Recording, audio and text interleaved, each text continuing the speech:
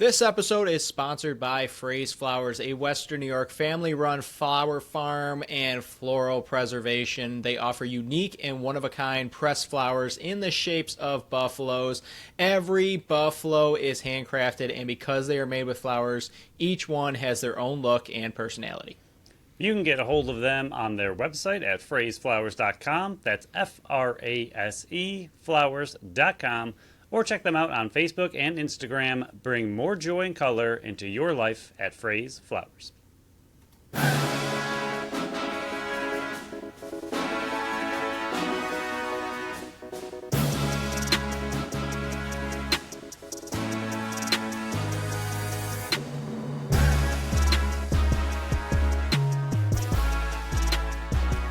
What's up, everyone, and welcome into the Buffalo Sports Collective. It is Monday, February 17th, 2025. As always, I am PK alongside my co-host Phil. Episode 335. We got a jam-packed show. It's Bandits only once again. We got two games to go over, and if anybody's ever listened to this show before, you know that our recaps of games are our longest portion, and we just talk for hours and hours on it, and it honestly might be hours and hours on this one. So no happy-go-lucky introductions here. We're just going to dive right into it. You can follow us on Facebook, Instagram, Threads, and TikTok at Buffalo Sports Collective, and on X and Blue Sky at Buffalo Sports Co. Don't forget to follow our channel wherever you listen to podcasts, YouTube, iHeart, Spotify, Apple, literally everywhere that produces podcasts we are on. You can check out our website at buffalosportscollective.com. Phil's article will be dropping on Tuesday, wrapping up both of the games we're about to be talking about in more detail of stuff pretty much we don't cover on the show. Even though we cover a lot, he digs more into the depths there. And then my Power Rankings article will be out on Thursday. It'll be for Week 13. You can also check out our store on our link tree on our social media sites or at the top of the website by just hitting the shop tab. It'll take you right there. We got tons of stuff. You can represent the BSC on the go and look for the time breakdowns in the I almost made it all the way, Phil. Look for the time breakdowns in the description of the show, even though there won't be any because, once again, Bandits only. We start with Friday's game. The first of the doubleheader weekend. Bandits win 13-12 in a nail-biter. They come back in dramatic fashion once again, putting the Rock to the bottom of the sea where they belong. Kluch, Smith, and Bucky each had hat tricks. Frazier had 2. Nanakoke and McKay had 1 each. Vince, 30 of 42 saves. Shots were 56-42 in favor of Buffalo. Somehow, though, face-offs, Buffalo edged ahead 15-14. It did not seem that way, but that's the way the stats show. Buffalo was 1 for 6 on the power play, something that we'll get into. And then the Rock were 2 for 4. Phil, a very dramatic game, especially if you're watching it either at home, at a location, or in person. It was a tale of two different halves, I would say. Yeah, and before we really dive into this episode too much, we do have 2 games to go over. One of them will be their first loss of the season. For those looking for extreme reactions and fire everybody kind of things, or the refs were the worst things in the world, that's the only reason they lost. Hot takes. We're probably not going to have them. Hopefully people are excited for our breakdowns of both games. We are excited to get into it, but had to get that out at the top. No real huge hot takes. The team's fine. They're 7-1. They're looking amazing. Don't worry about it. But as far as the Toronto game goes, really, really slow start. Obviously, there was 5-0. I thought Rose played a really great first half. I thought the Bandits offense had some really great looks, and Rose was just there to make really big saves that he didn't make in their previous meeting. And then as the game went on, they figured him out more and more and more. They chipped away more and more and eventually just kind of took over and snuck it out in the end. But I thought Vince and the defense looked a little shaky to start the game as well. So the whole first quarter, pretty bad. And I know you can't just eliminate a quarter, but if you look at the rest of the game, it was 13-7 down the stretch from quarters 2, 3, and 4. Obviously, the game much closer than that, but take out that first quarter, it's a fantastic 13-7 game. With that first quarter and the slow start, it was a grind for the Bandits to get all the way back up. And not to mention, you're facing a rival, and not only that, but the game was heated as expected. It was exhausting as expected, but in a close game like that, giving yourself the task of coming back from down 5-0 is extremely difficult. They were able to do it once, almost twice in the second game, but it's just not a strategy you want to continue the rest of the season. Yeah, going into this game, they were averaging 3.5 goals for in the first quarter as opposed to allowing 1.67. So it kind of flipped itself on its head. Game 1 versus Toronto was 5-5 after one. So it's the second time Toronto came out hot, and Buffalo did end up coming back, but it wasn't until later on they did not put up a 5 spot in this one. But yeah, I mean 5-0 after one, 5-3 at half, 7-7 after three. Buffalo went up 13-10 with 4:55 to go, and Toronto scored 2 in the final 107. Couldn't get that extra one to go in.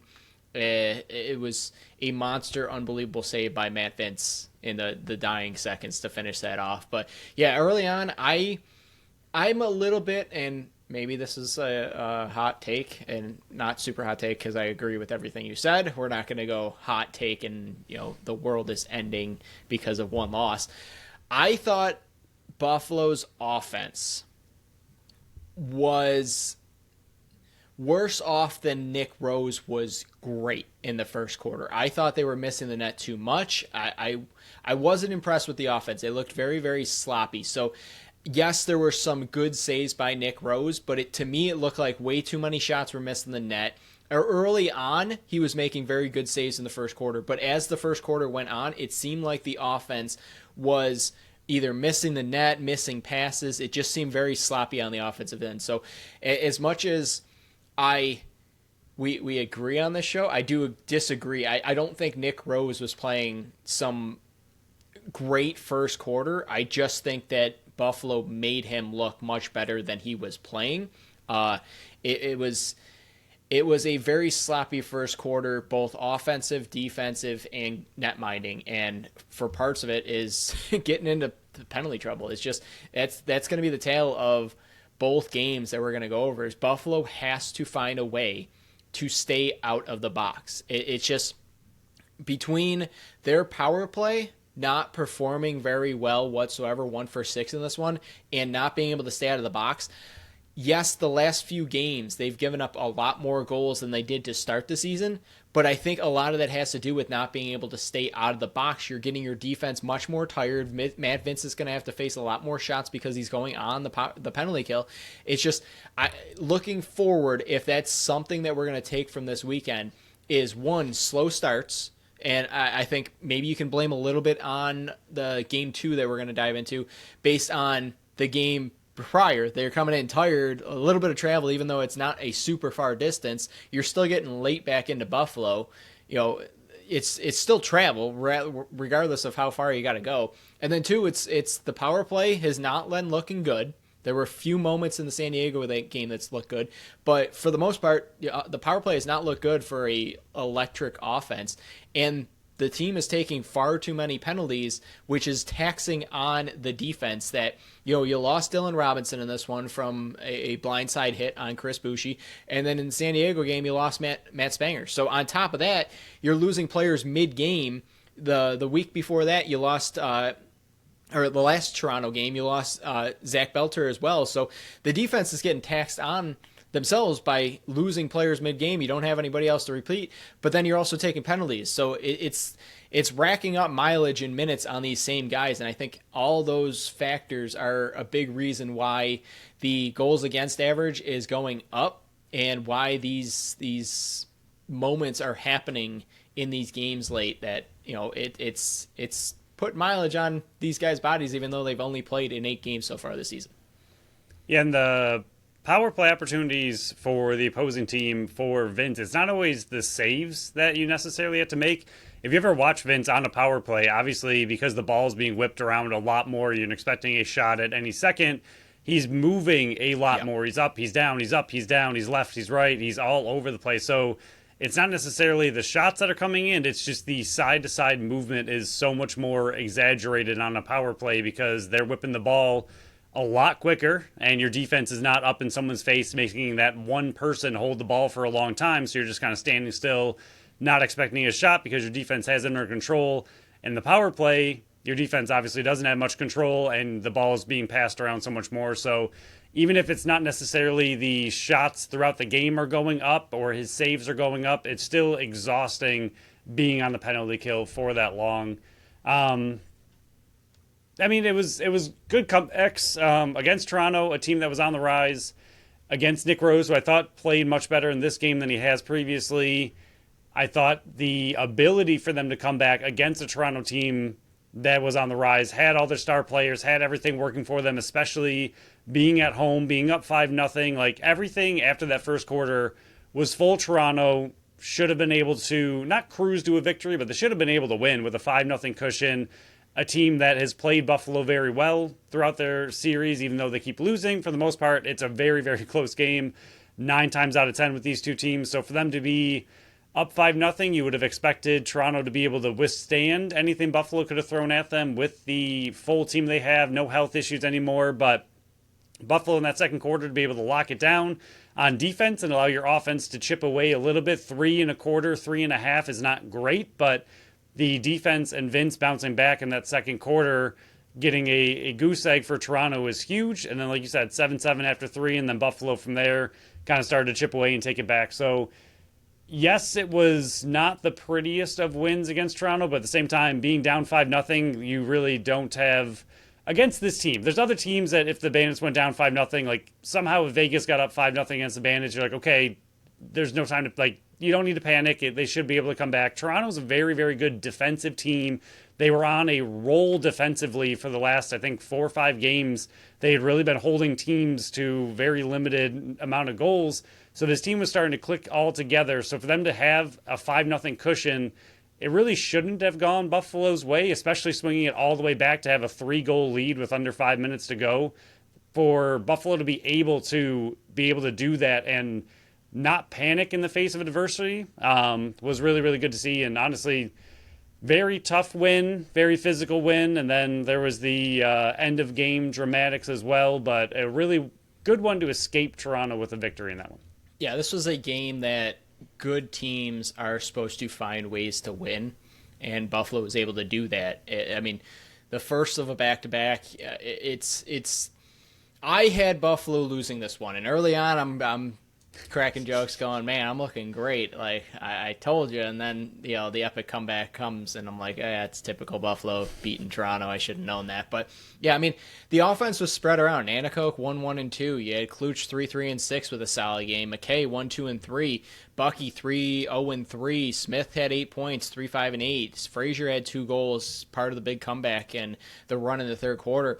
But it was Byrne that was the most quiet in this one. 5 assists, no goals, only 5 shots on net. I thought the defense did a very, very good job, Toronto's defense that is, locking down Josh Byrne and not let him get free, not let him get inside. I thought the defense looked like their game plan was, we're going to shut down Josh Byrne and make everybody else beat us. And they were able to do that, but it was another game where the back-checking from the forwards were great. You had 4 caused turnovers that were noted in this one. Nanticoke, Byrne, Smith, and Frazier, each. And that we saw that in Game 1 versus this team where they weren't super afraid of what their offense was going to be able to do once they got the ball back. And their forwards were just dangerous trying to get the ball back for themselves. But, yeah, I mean, flipping back to the defense, I do agree. After the first quarter, they kind of locked it down, and you kind of gave that stat where they were only 7 goals from quarters 2, 3, and 4 scored by Toronto. They made the adjustments they needed to. Vince was able to lock it down,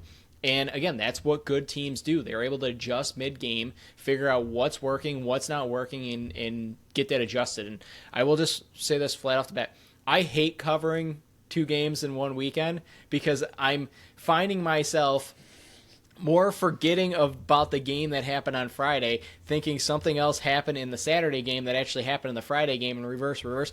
Let's make priorities so the Buffalo Bandits don't have to have 2 games in one weekend. They are the kings of the KeyBank Center. Please, moving forward, I liked last year's schedule better, Phil. No double weekends. But yeah, this defense definitely locked it down.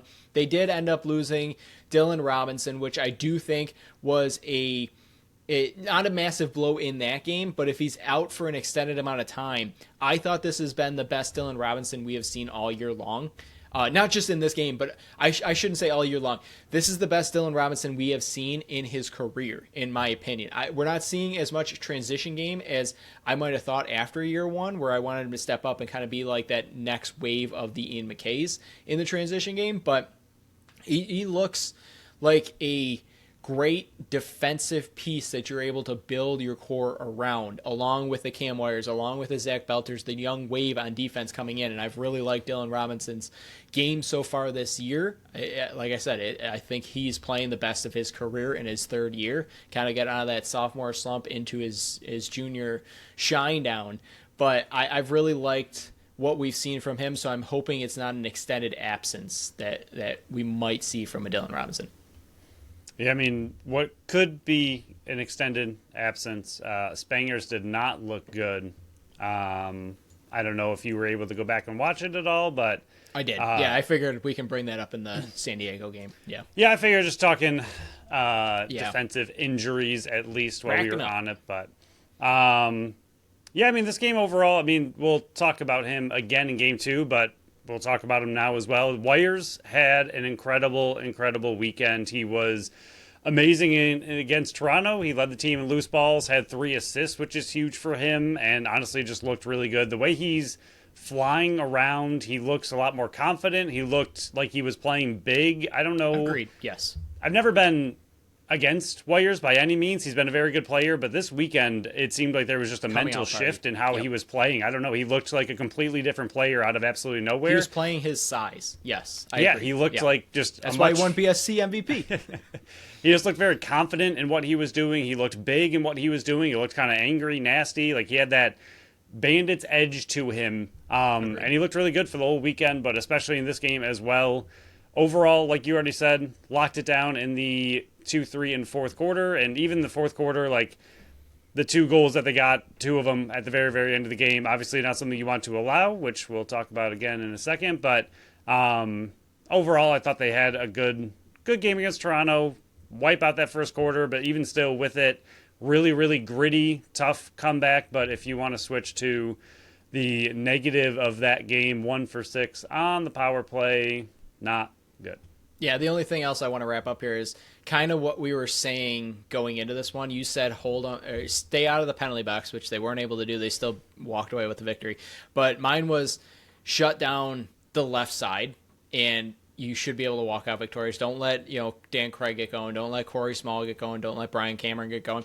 The difference between the lefties and the righties were massive. The righties went 7, 11, and 18 on 22 shots. The lefties 2, 5, and 7 on 13 shots. So as much as it started, let me pull up the first few goal scorers. It was Corey Small, and I was like, oh no, 48 seconds into the game, Corey Small lights it up. I'm like, this is exactly what we said can't happen. But the next 4 were, you had Bushi, you had Mitch Desnu in transition, you had Dowick back. It was. I was like, okay, this makes more sense. The righties coming out to play, and that repeats in the San Diego game, which we'll go over. But yeah, I thought the way the defense was able to lock down the lefties, I thought was critical in this one. But yeah, it's the number one story to me is the power play, and I guess we can tie both of this in the San Diego one where they went 4 for 7, which I thought their last power play in where it was, I believe it was 4-on-5, where they were doing it was the 4-on-3. It was the tic-tac-toe between McKay and Smith, and back and forth. We have not seen that all year long. Like, that, I think, is the way that Buffalo's power play is going to be able to fix itself. There's been too many times, and I understand that's the way they work their regular offense, is Smith and Byrne have the ball a lot. They're looking for picks and setting it up. I think their power play is going to work better and does work better when the ball is moving around so rapidly. You saw what happened when Philly came in, and you saw it firsthand, the way they're whipping the ball around on the power play. And their power play is so successful because of it. I haven't looked lately because they've been on a 4-game losing streak, I think it is. But their power play has been dangerous all year long because they whip the ball around. Buffalo has pinpoint accurate passers on their team. I think that they're able and capable of having that type of power play. Whether they make that adjustment or not well, time will tell. I mean, they got the rest of the season. They got 10 more games to play in 11 weeks, but in 9 weeks. But I am very interested to see what they're able to do here by fixing that power play, because it has not been working this season. I know 4 for 7 is better, but 1 for 6 in the Toronto game, and that's when you had fresher legs. It's not something to be super concerned about, but with these closer games, that's what's going to come back and add up in the math, where if you're still in these knotted up games, when you're going 1 for 6 and your opponent's going 2 for 4 or 3 for 5 or something like that, and you're getting outscored on your power play even though you have more opportunities, it's going to come back to haunt you one of these days. It didn't happen this weekend, but their power play definitely has to be fixed, because being the bottom of the league right now is not good whatsoever, including when you're taking the most amount of penalties in the entire league. Yeah, the 4 for 7, I don't want to call it deceiving, because you still need to score on these opportunities, but 2 of those were on 5-on-3, which, right, especially for this kind of offense, should be pretty much automatic to get at least 1 in a 5-on-3 situation. So not going to take them off, because we've seen them not score on 5-on-3 plenty last of times was a as major well. issue. So it's still positive that they are scoring 5-on-3. 4 for 7, much better than 1 for 6. I was so close to asking Johnny about that in the postgame, but his postgame was just rattling on with a bajillion questions, so I was going to let him go. But that was going to be my question to Johnny, like, just is there something they can do? What was the difference between going 1 for 6 and 4 for 7? How does he feel about the power play? Because, again, we've said it so many times, this offense has still yet to score under 13 goals the entire season, which is amazing. But with an offense that good, your power play should be just as elite. And we've seen this same group of offensive players have elite power play statistics in the past. So what is the big deal this year that they just cannot seem to get it to click? I mean, again, same group of players last year. And last year, I think they were up in the 60% area. This year, they're around 30. So massive difference between the two. And like you said, in close games like this, maybe not these 2 games, but down the stretch, especially playoffs, those are going to be very, very big situations where you're going to need to capitalize on more of your opportunities when they are given to you. Yeah, they were 52% last year. Yeah, so much still better difference than what they're doing. Yeah. Just to wrap up this game, I just got a few more. I don't think the refs were that bad in this one. The one complaint I do have is, I don't know if it was the broadcast, I don't know if it was the arena, what it was, but the announcing of the penalties were not coming through on the broadcast. Like, there were a few, but a lot of times they were either going to commercial or the referees didn't have their mic on or something like that. That was annoying. Missing the action, that's why you're still not a major league team. And NLL, if you want to blame ESPN, whatever you want to blame, you're not seeing outages on weekly occurrences. Yes, it's been dropped the last few years, but it's still an embarrassment for the league that you're dropping coverage. I don't know what the reason behind it is, but it shouldn't be happening in the first place. I thought Farrell was horrible in the second half up until the very last one. I thought he came up huge when you needed to and got that big face-off win at the end there. So as much as, and even in this one, I'm like, what the heck's going on? And 2 times, and I'm not just fully blaming it on him. It's also the setup of the face-offs. 2 times, his clean loss directly led to a goal. It's just, those can't happen off draws like that, especially when you're taking up a roster spot with Connor Farrell. And we're going to talk about him in the San Diego game, but that is just, I thought he had a very bad second half of this one, but he came up big at the end of the game when he definitely needed to. The last one, Josh Byrne, that was embellishment. He was like 5 feet away from the boards, and he got a little hip check. He overcommitted, and it looked like he actually did hurt himself by flying into the boards. It was a bit of an embellishment. Whether you want to say it was or not, that was definitely an embellishment. It was a hit from the side, but it was another one of those calls where I'm like, okay, if that's actually checking from the back, that can't be an embellishment. It can't be both on that one. I don't think it was checking from the back. I do think it was embellishment. He was 5 feet away from the boards and overcommitted and banged his head against the wall, and definitely he sold it good. He sold it good, but to those that have seen those ones before, it was like, man, that was a good acting job. And then they came back from break and he's in the box. So it was like, guess not good enough because he got called for it. Yeah, I had the exact same thought even as they showed the replay before they went to break. And like you said, they didn't make the call for embellishment going into the commercial. And I was like, wow, he sold that really well if he's getting a call for that. And then they came back and gave him embellishment. I was like, yeah, no, that adds up because kind of deserved it on that one. I also had the refs fine in this game. Obviously, just from a black and white standpoint, the Bandits had 6 opportunities. Toronto only had 4. I thought in this game the Bandits actually did a pretty good job baiting Toronto, where most times it's the other way around. They seem to do a pretty decent job keeping their emotions in check in this game. Yeah. And and just allowing Toronto to take the penalties that they were. Some of the penalties against Toronto were iffy, but I didn't really have any of the ones against the Bandits. The only one that I had iffy was the Dylan Robinson cross-checking one. Also seemed like a pretty good sell by the Toronto player. But other than that, I had good calls pretty much across the board. And I thought the refs did a pretty decent job keeping Toronto and Buffalo under control, which is near impossible. And I do not envy them going into that game knowing who they're playing. Right. Like, yes. If you're scheduled for that game, you're just like, dang it. Like, I did right. I did not want this, like anybody like looking at their call sheet, like, all right, I got this game, like, oh, who's got Toronto and Buffalo? You just don't want that game. Like, nobody wants to ref Toronto and Buffalo. They hate each other so much. It's so difficult to keep those two teams especially contained. after everything that happened after game 1. Yeah. Right. And we've seen refs do a variety of strategies trying to keep those two teams contained. Nothing really seems to work. They just don't like each other. But I honestly thought the refs did a good job keeping the two teams under control for the most part. Yeah. So before we dive into the San Diego game, because that kind of wraps up the Toronto game, again, I hate 2 games in a week because it's not that fun. We'll go over our second sponsor of the show, Tap That Tap Room.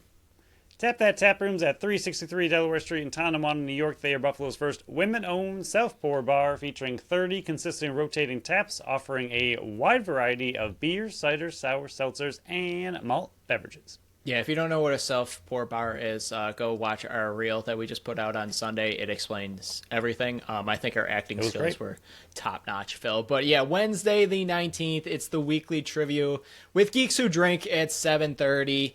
But the biggest thing I want to talk about here is the Bandits. They got 10 more games, Phil. I didn't know if you knew this, but yeah, there's 10 more games on their schedule. Still a lot. With Week 13 coming up on the books. That means there's 10 more watch parties that Tap That Tap Room will be throwing. There's plenty of people that are always on the different Bandits groups, the Facebook groups, Instagram, whatever you want to call it, always asking, okay, where is the best place to go watch the game if you can't be there in person and you don't want to watch it at home alone in the dark with tears rolling down your face because you have no friends. You can make friends at Tap That Tap Room because that's where all the Bandits fans that know the best watch parties go to. The sound's on. It's a known thing that all the TVs are going to be showing the Bandits games. It's hands down the best place to watch the Buffalo Bandits because you're watching it with other fans. It's not like they have, golf on one channel or hockey on another channel. No, it's a dedicated Buffalo Bandits night when the Buffalo Bandits are playing. There's no other place on the planet to go watch a Buffalo Bandits game when you can't be there in person and you want to watch it with other fans. It's Tap That Tap Room. 1, because you don't have to wait for a bartender. You just go up there and serve yourself. And 2, you don't have to wait for a waiter and a waitress. You just order off your phone and food comes right to you. Plus, you can bring your own food if you want. So it's by far the best place. We'll keep hammering it home until everybody stops asking where to go watch it. And they just go, hey, we're just going to Tap That Tap Room. So find out what else they got scheduled. Check out their Facebook page and find out what's on tap and what's on deck. Go to tapthattaproom.com because they have something for everyone. Nailed it. He's getting good. The kid's getting good. We'll move on to the San Diego game. First loss in 16 games, Phil, including playoffs. What a streak. We knew it had to end. I just picked the wrong day it was going to end.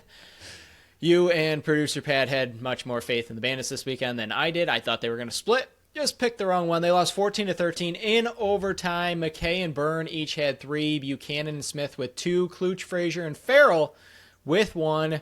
They did not adjust the thing on the Jumbotron with milk coming out of his head. It's still fire.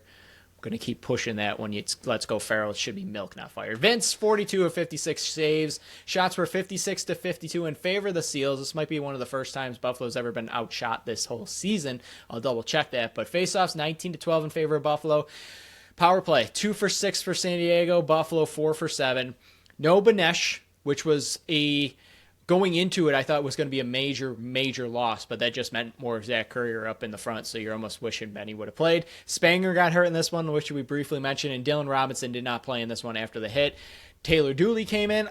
We can talk about him in a little bit, but I really liked his game. But to me, it was another slow start that they rebounded, came back, they had the momentum at the end, and it looked like they just almost ran out of juice. It definitely looked like in the playoffs, or I'm sorry, in overtime, it was a team that is coming off a back-to-back that got forced to face overtime because they were running on pure adrenaline and their tanks were on empty. And that's what stinks about this type of league where you have to do back-to-backs like this, because this type of sport is not designed to have players go travel, then come back home. And yes, it was a tiny bit of travel, but it's still travel. I already mentioned that.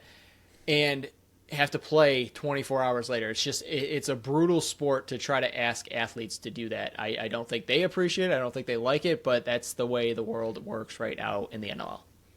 Yeah, in the post game, and obviously coaches and players are always going to say this, but in the post game they said, right, no excuses.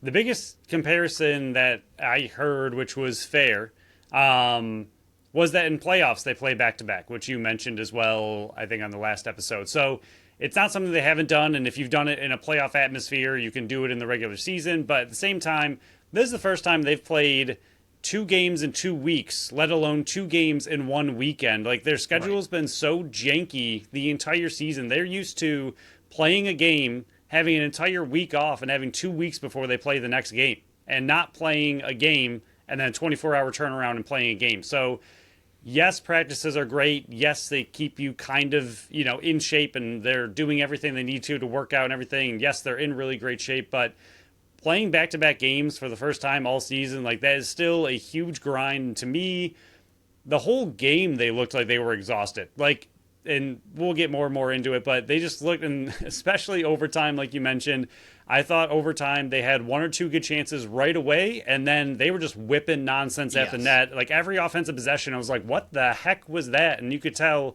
they were just done. And it's not that they weren't trying. They didn't give up, but they just had nothing left in the tank at that point. Honestly, I thought overtime should have ended a lot sooner if Vince wasn't standing on his head making ridiculous saves to keep them in it. And I think the offense was just hoping something would sneak through. I mean, Buchanan had 2 really good opportunities, I think, on the first 2 possessions. After that, they were just chucking nonsense, hoping something would sneak through, and that hoping Vince would continue doing what he was doing on the other end. But as far as the game goes, like you mentioned, got down again, and especially when you're playing back-to-back games, having to fight your way back from 4-0 is just miserable. It's just brutal what they were having to go through again. And yes, obviously it's because of the slow start, but in a game where you're playing back-to-back and you're already exhausted, having to fight back from a 4-1 loss was just so tiring to even watch them have to go through. And honestly, I thought that, yes, obviously San Diego's thrilled they got a win. They needed a win for them, and knocking off the Bandits' first loss ever is great, but I thought the Seals should have won this game a lot easier. The Seals had so many opportunities. They just didn't look like a good team to me. I thought the Bandits were playing exhausted and were kind of lucky to keep staying in the game over and over and over and over. And every time the Seals tried to pull away or the Bandits tried to catch up, it was just a huge back and forth after that first quarter. But I honestly thought the Seals should have had a much easier time beating the Bandits than they ended up doing. I didn't think the Seals looked good, in my opinion. And I think the Bandits were, no offense, a little bit lucky to get all the way to not even get to overtime. They were 15 seconds away from winning. Like, they were 1 possession away from a victory, and I don't think they should have been that close. Yeah, I agree. After the first quarter, it seemed like it was Buffalo's game, and San Diego was trying to hang around with them. I do agree, though. This was a game where San Diego was in charge from the get-go and kind of let it slip and let Buffalo come right back into it. Because when you have 4-0 lead, and I guess Toronto just proved that no lead is safe versus the Buffalo Bandits, and we saw an 8-goal lead disappear in a Colorado game earlier this season. So really, no lead is safe in the NL right now. But when you're shutting down Buffalo's offense for nearly a full quarter, like we saw versus Toronto, a full quarter. This one, 8 seconds left in the first quarter, you get your first goal, but.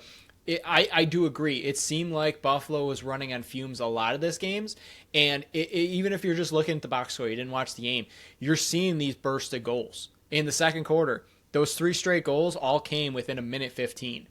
All 3 of those ones. You had 2 more goals within 11 seconds of each other, so another burst there. In the third quarter, you had a burst of 2 goals back-to-back within less than a minute, and then in the fourth quarter, you had another burst of goals. So it was a game of runs, but the bursts of goals for Buffalo seemed like, okay, we were on the bench, we took this magic potion of the Space Jam juice, had that extra boost, capitalized on it, and then it was like, okay, our tanks are empty again. So it definitely looked like a team that was coming off a back-to-back against a bitter rival. I mean, think about this. If Buffalo faced San Diego, let me ask you this. If Buffalo faced San Diego on Friday, and then they had to travel to Toronto on Saturday, do you think the outcome would have been, hey, they still get the win on Friday, and then it's a close loss on Saturday? Do you think they sweep both those games?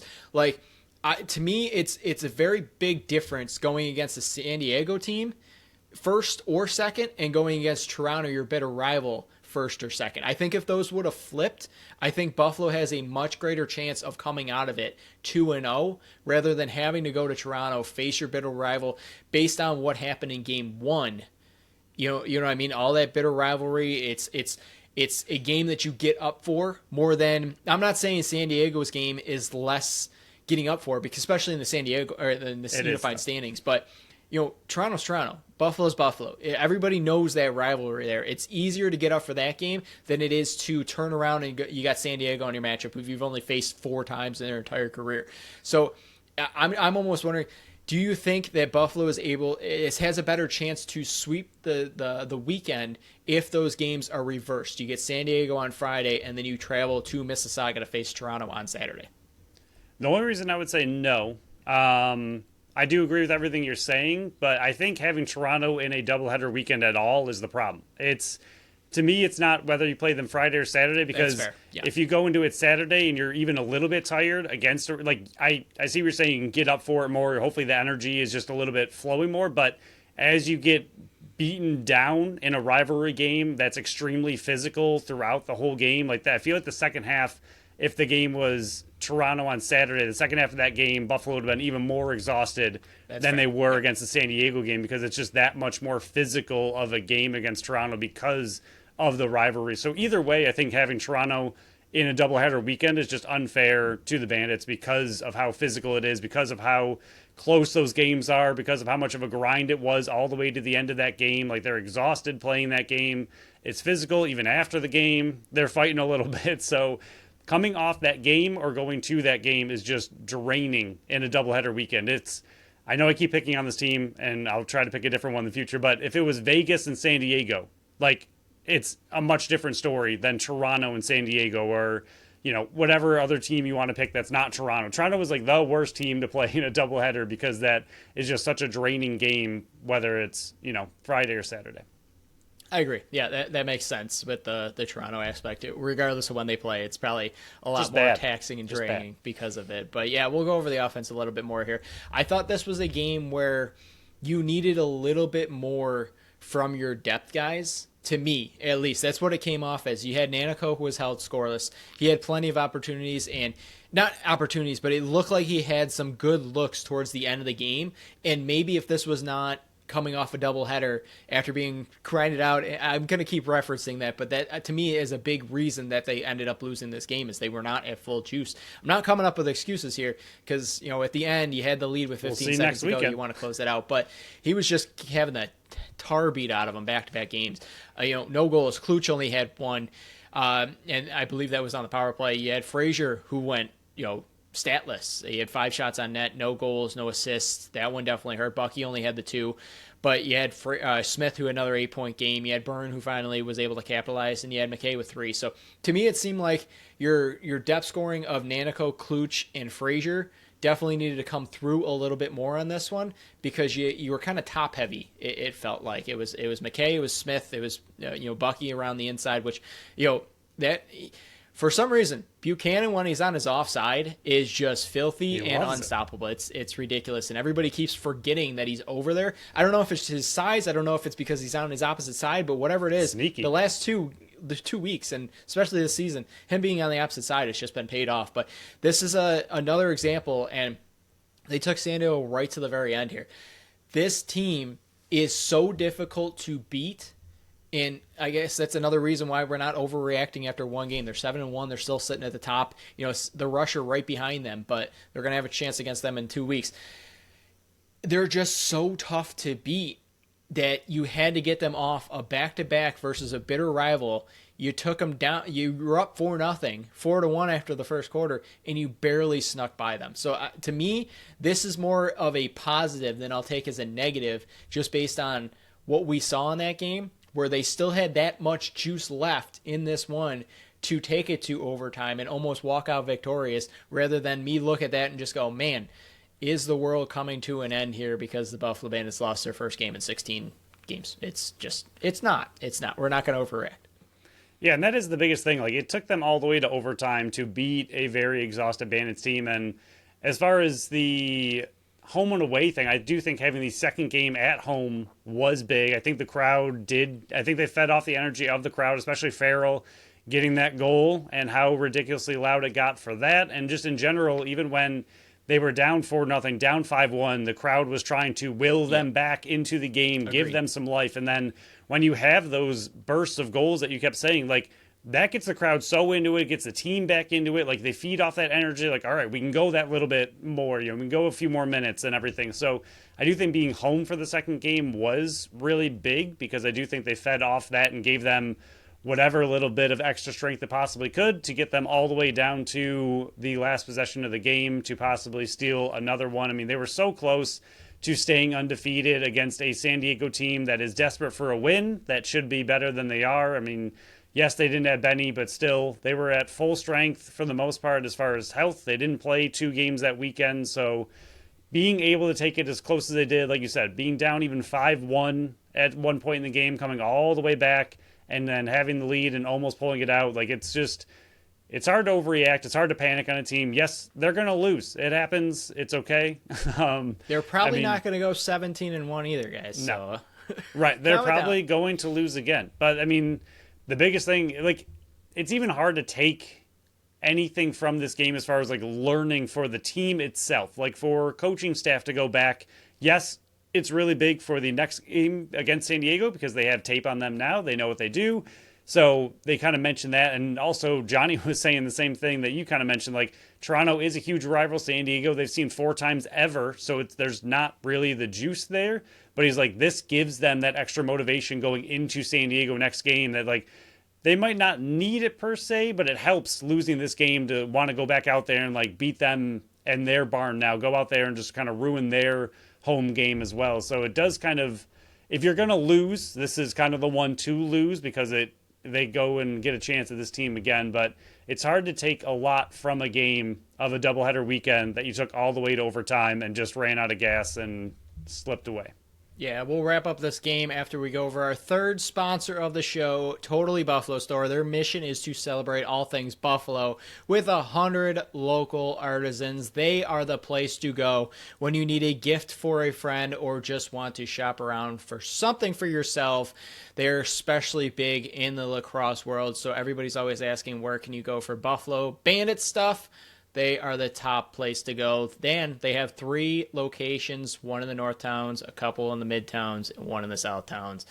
Their locations are 3328 Sheridan Drive in Amherst. That's the Midtown right there. You got 3459 Amelia Drive and Orchard Parks. That's the South Towns. And then the North Towns for people like me, 467 Center Street in Lewiston. Phil, take it away with more. Yeah, PK stole my thunder a little bit with the Bandit stuff, but didn't read your stuff.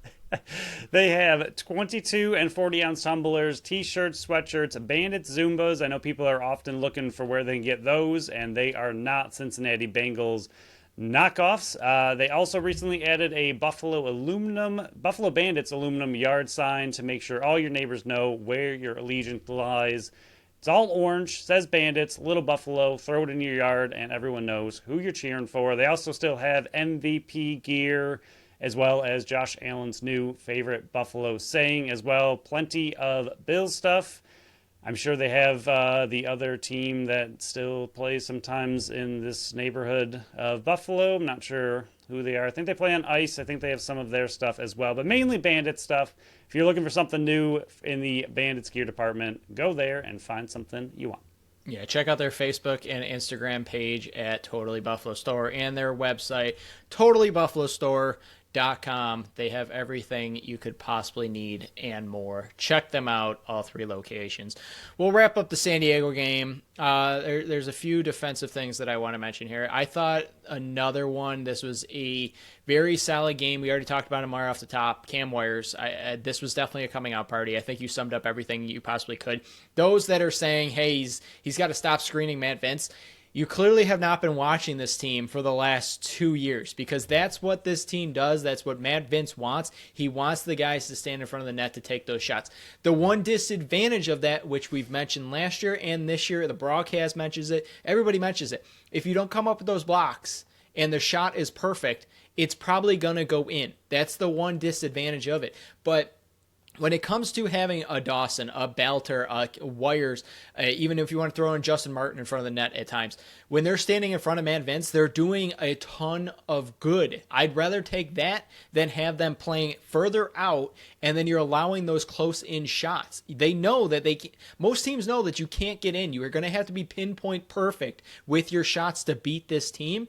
And San Diego had some pinpoint perfect shots. That Zach Currier shot was flawless. And I mentioned it so many times, Phil, but I think I got to mention it again here. You can play as solid defense as you want. It doesn't mean that they're still not going to score, because guess what, guys? The other team still has phenomenal players. Like, it's not just that Buffalo has all the great players in the league. The teams they face have great players. They're in the NLL for a reason. So at times, you're going to get beat by a perfect shot. I'm not putting any blame on Cam Wires on that game-tying goal, because he's doing exactly where he needs to be. It was just a phenomenal shot that picked the top corner by Zach Currier. There's a reason that Matt Vince's weak spot is over his left shoulder. Why? Because shooters have to be perfect to beat him there. Like, he covers everywhere else. And that's it. If that's his one weak spot and shooter's got to be perfect to beat him there, that's perfectly fine. The second one of the defense here, and then I can wrap up the defense. I thought Taylor Dooley in his first NLL action of his entire career was great. I noticed him a ton of times, and all for the right reasons. I didn't notice him once for a negative reason. He was all over the floor, and I'm not saying that he's there to replace a Dylan Robinson, because the Toronto game, I already went over the whole reason why I like Dylan Robinson. He was giving me a lot of Dylan Robinson vibes in his play style. I'm watching him, I'm like, hey man, that's Dylan Robinson. Then I realized, oh no, that's Taylor Dooley out there. I thought there was one opportunity where he could have taken it to the net and he pulled back. I think that is a little bit of first game jitters of, hey, this is my first game, I shouldn't be taking this to the net. Once he gets over that hump and he's got that opportunity and takes that shot, I think he had a flawless game otherwise. That was the only hiccup I noticed. I thought he was out there on faceoffs. He was out there on some critical defensive shifts. I thought they pulled it back when the game got close at the end, which is perfectly fine. You shouldn't put that much responsibility on a rookie in his first NLL action. But I thought he lived up to his draft position in this one, and I'm excited to see if, not for the reasons that he's going to be in, but if he is having his number called, I'm excited to see more action from him. Yeah, I thought to me, there were a few times he looked like a rookie, where he was just a little bit out of place or was going one-on-one against a good San Diego player and just didn't play it quite perfectly. But overall, like you said, I did like what he brought. I thought he brought a lot of speed. I thought he brought a little bit of that transition aspect to it. I don't know if he's necessarily going to score a lot of goals, get a lot of points by any means. He still passed it off to the offense like all transition for the most part is told, other than Nick Weiss, who just does what he wants and scores lots of goals, so good for him. But I thought he brought a good pep to the game. I thought he had good speed out there, and for his first ever NLL action, I thought he looked good. The big thing with him is that the same thing we saw with Wires and Belter. It takes about half a season of consistent play for a rookie defenseman to really settle in. So for his first game to look as good as he did in a game like that, where it's also tough for him to go out there when the rest of the people you're playing with are exhausted, it's a little bit tougher, I think, just on him. You're not playing with your own defensive mates who are 100%, even though I'm sure they were giving it 100%, but still, it just makes it a little bit tougher playing off each other. The defense might have had a little bit different tendencies than they normally would due to their a little bit more exhaustion that they're going through, but I thought Dooley played well. I thought Wires looked incredible. He's just, like you said, his coming out party, I think he had 20 loose balls total on the weekend, which is massive. And he just looked great. I thought Wires looked really, really good for the whole weekend.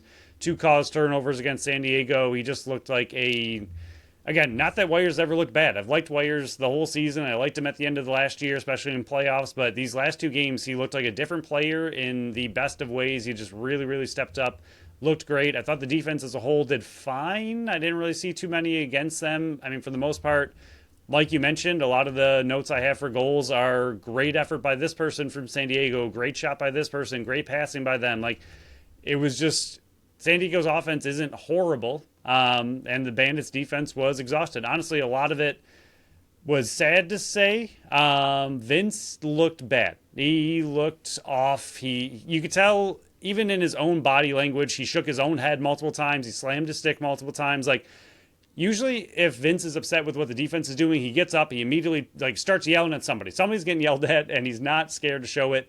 A lot of goals that went in, I don't know how many, but a lot of them, he was hanging his head, slamming his stick. He was being beat when he shouldn't normally be beat, and you could tell not only was it bothering him, but it was just a lot of the goals were definitely on Vince. He just seemed like he was a little bit off one way or another. A couple of them literally squeaked through him and rolled over the goal line. Some of the other ones, he just didn't play as well as he normally does. You could tell it was getting to him until the end of the game, where he really locked it down, made some huge saves, and then overtime, like I said earlier, he was the only reason that they were in overtime as long as they were, because he was playing just out of his mind. But it was, to me, arguably his worst game of the season, and coming off a back-to-back kind of makes sense.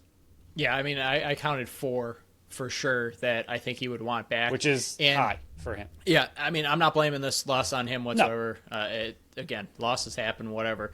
But I'm kind of with you. It was either, I didn't see a ton of breakdowns on the defense. It was either a goal that Matt Vince would want back, or great play from San Diego's offense. And, another one, if you want to critique anything, it was the Buffalo Bandits offense. They scored their last forward to score a goal in this one was 10:17 left in the fourth quarter. The offense went quiet after that. The 13th goal from Nick Weiss, that was in transition player, not a forward. The offense was shut down after that 10:17 mark. So I'm not putting it all on the defense. I'm not putting it all on Matt Vince. The offense was kind of ran out of juice at the end there, and that's kind of what happens when you go back to back. And we keep referencing that. You don't really want to say it, but that's kind of what happened.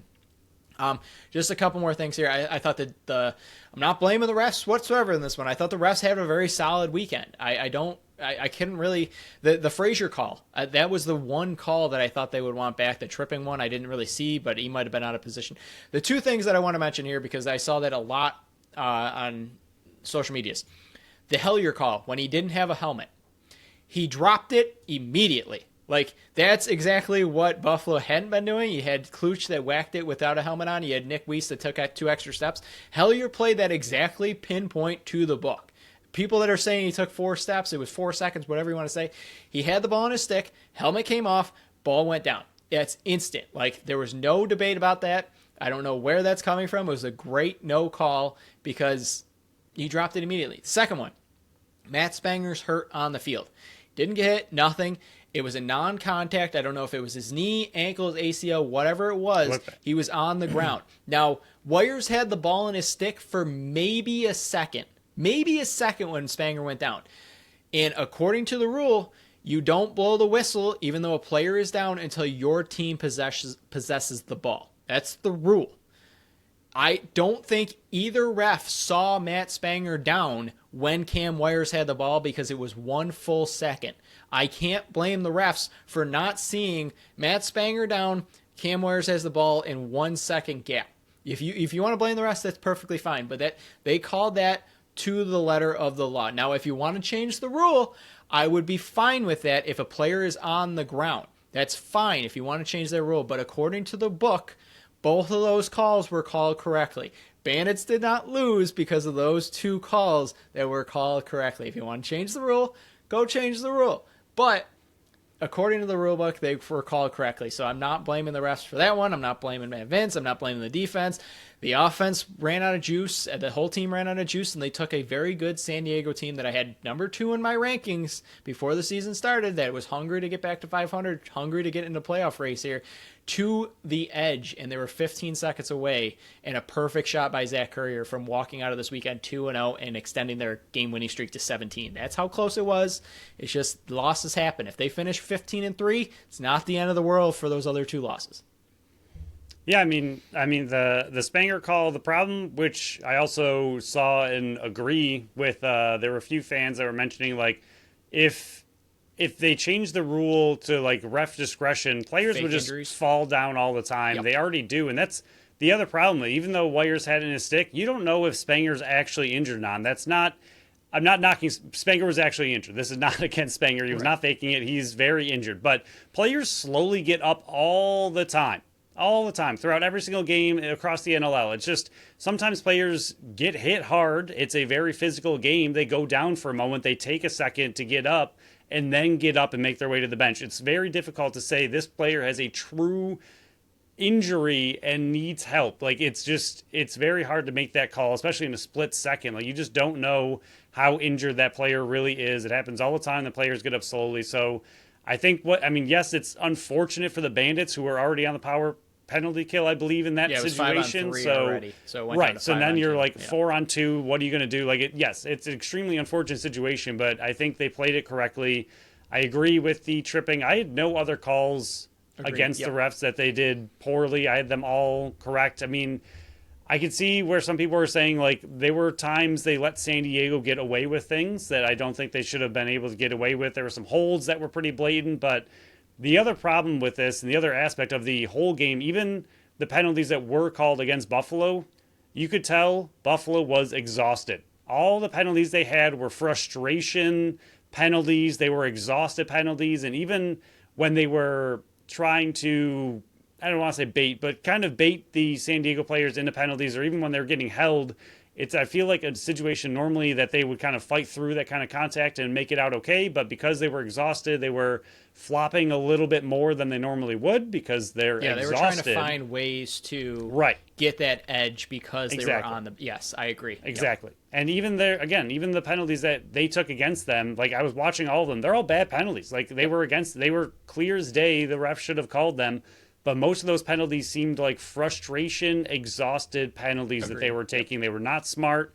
They were just bad penalties by the Bandits, and just seemed like they were happening because the team was just beat. They were exhausted. They were just making dumb plays, like the 2 back-to-back cross-checks to other players' faces. And they're going, I didn't do it. And you watch the replay. It's like, you cross-checked them right in the face. Right, like, and it was back-to-back. And even the fans, booed at the call first, and then they see it on the Jumbotron, like, oh, okay, no, you got them right to the face. They were lucky on both of those not to get 5-minute majors. Agreed. I don't know how it wasn't called a 5-minute major and then reviewed and either reduced. Both of them were directly to the face. So they got lucky that they didn't get more than they did. So a lot of it just seemed like frustrating. Even Steve Priolo's slashing. He was in that mob of face-off. He slashed a guy who didn't have the stick and slashed him in the face. Yep. Just stuff you can't do. There's just so many plays that the Bandits had against them that you just simply, you can't do it. It was just obvious penalty. Even Nick Weiss, who cross-checked the guy from behind who didn't have the ball, like, you just can't do it. It's just a dumb penalty. They should have been better. I thought the refs were fine overall. Like you said, that Trace Frazier trip, that was a phantom call. That was not there. But for the most part, other than that, I thought the refs were fine. You can say whatever you want. And yes, I do think they missed a couple against the Bandits, but I do think the Bandits were also trying to bait the refs into calling more because they were just simply exhausted. We talk about it way too much on this episode, but a doubleheader weekend is extremely difficult for a team to win both, even though the rush kind of made it look easy. And two co-hosts of this podcast. It was an exhausting weekend for us watching back both games. The only other thing I'll add, because we're at the hour mark, we still got the milestones and NL Outlook really quick, but I will just put it like this, and this is just a general public service announcement to Bandits fans out there. I know that a lot of Buffalo Bandits fans are newer with the recent success of this team. Welcome aboard. Love to have you. Be better. Like, it's one loss. The world is not ending. The sky is not falling. The refs are not in on it. And Vince does not have to retire. Everybody breathe. Relax. It's fine. They're 7-1. They lost against a San Diego team that was very desperate off a back-to-back in overtime by 1 goal. It's okay. It's okay, guys. Relax. It's all going to be okay. Just remember, you're Buffalo Bandits fans. They were 5-6 last year and won the ship. So yeah. So settle down, keep your mouth shut. You don't have to type every thought that comes in your brain and put it out there, because you get people like us that just shake their head, just going, "My God, this is embarrassing for other Buffalo Bandits fans." The NL look at. But this. I have seen more and more people come to I do agree. To our side. There's more defense of the refs. There's more defense of Vince, and more defense of the defense. I will put it like this. Phil and I have learned this for the last 2 years, being up in the box and in the bowl. There's a big difference. Before you type something, go home, sleep it off, wake up the next day and go, okay, if I was an unbiased fan, would this make sense? And if you would say no, don't hit send. If you still think yes, then hit send, and you'll still get a bunch of people like us that are just going, that's a dumb take, don't say it. But, yeah, we'll move on to the milestones here. It has gotten better. You have pointed that out. It has gotten a lot better recently. It's just, I think with the influx of new fans, it's a contagious thing. The negative Nancy's yell a lot We're trying to get rid of. The same guy that keeps saying Mad Vince needs to retire, stop approving those posts, man. It's driving me insane. Milestones 5 happened. Justin Martin finally did tie Alex Hill for caused turnovers. He's 8th in Buffalo Bandits history. Ian McKay has a new career high in goals scored. He had 4 this weekend, needed 3 to set it. Cam Wires needed 2 points. He got 3 all in one game. Paul Dawson is now tied with Derek Sundins for games played in NL history. And Connor Farrell is now 8th in Buffalo Bandits history. And face-off wins in like 15 games played. Way to go, guys. Thank you for checking a lot of these off. When is he going to catch up to Adler?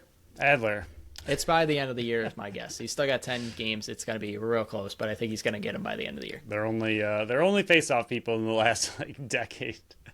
I think he's chasing Ian McKay or Chase Frazier or Nick Weiss, one of the 3 now that was doing the majority of it before these 2. And Ian McKay, a new career high in goals. Congratulations. That is huge considering there's 10 games to go. He's doing great. Great season. Cam Wires, congrats on your career high as well. Keep it up. Keep it going. Cam Wires, you're great. Ian McKay, it helps when you're not a transition guy. Don't attack me. He's full-time. Same with, so in this game, I mean, just to go over our own point, Zach Currier was not transition for San Diego. He was an offensive lethal weapon, and I hated him because I was like, oh, there he is again, scoring with a great shot. Dang it. Go back to defense, please. Yeah, he was all over the field on this one. I think he had like 14 loose balls, a couple block shots, a couple caused turnovers. He was filthy. But yeah, Ian McKay, not a transition player. He shouldn't win transition player of the year. Don't kill me. I apologize. NL look real quick. Saskatchewan won both their games. The first one 16-13 over Calgary, 9-4 in the second half. Just obliterated Calgary after Calgary held a 9-7 lead at halftime. Vancouver takes care of business in Las Vegas, 12-8. Las Vegas held a 12-1 lead, and then they didn't score for a full 30 minutes until the third quarter happened. Vancouver gets back to 500. You had Philly versus Halifax. Philly on a 4-game losing streak now, with Halifax sweeping the season series, back-to-back 13-10 victories, I believe. Halifax led at half 5-4. Philly actually led after 3, 8-6, and then Halifax scored 7 in the fourth to take it. Flip 2 Saturday, Riley O'Connor's back, and that completely fixed out of his offense. They won 18-9, doubling up Albany. 9-3 after 1, 6 straight in less than 5 minutes in that first quarter. 13-5 at half, and 16-5 after 3. Like I said, O'Connor kind of fixed Jeff Teat. He's been known as the Teat Whisperer. Teat goes 6-3-9. I think that worked. Rochester, they might be cooked. They might be done for the season. They're fall to 4-7. Saskatchewan sweeps the weekend, 17-9 victory. Rochester actually led 5-3 after 1, and then 6 straight by Saskatchewan in the second to take the 9-6 lead at half. 8-3 in the second half by Saskatchewan. And then the final game is tonight, going on right now. Calgary versus Las Vegas. Hasn't been finalized right now because it's about halftime.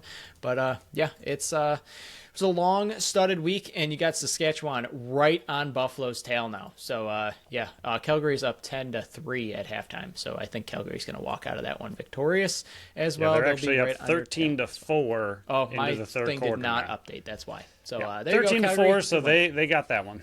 Good win, Calgary.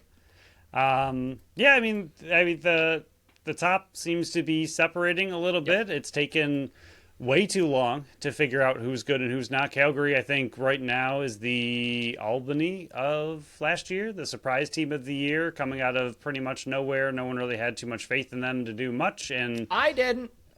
Right, and me either. They're only 6-4, so they're not doing, absolutely incredible or anything, but they're doing hosting a home game right now, though. Right, they're doing much better than people expected. Halifax on the rise. They're playing really well. Philly on the opposite side of that. I had Philly in that one. I was kind of keeping an eye on it during the Bandits game with my laptop, and it was 10-10 at one point. I was like, all right, Philly's going to take it, and they did not. They let it slip away.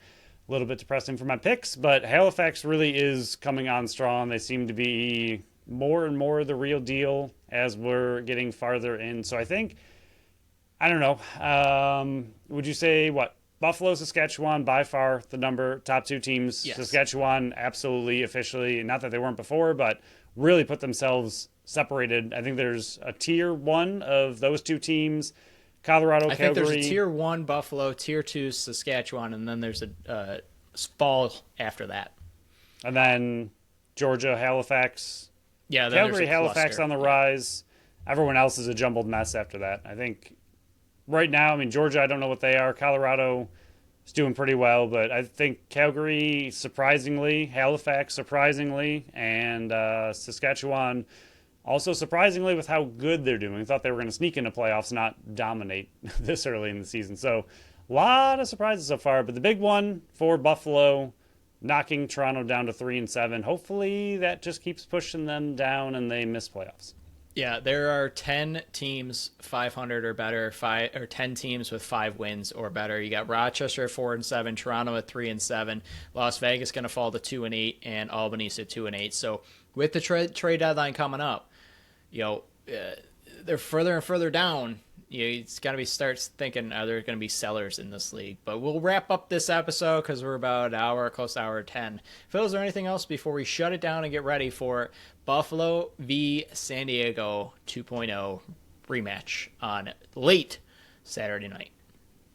No, I'm good. There was way too much snow and ice this weekend. I'm exhausted and ready for bed. Yeah, on top of the snow and ice, it was 2 games that we had to cover this weekend. Yeah, So busy weekend.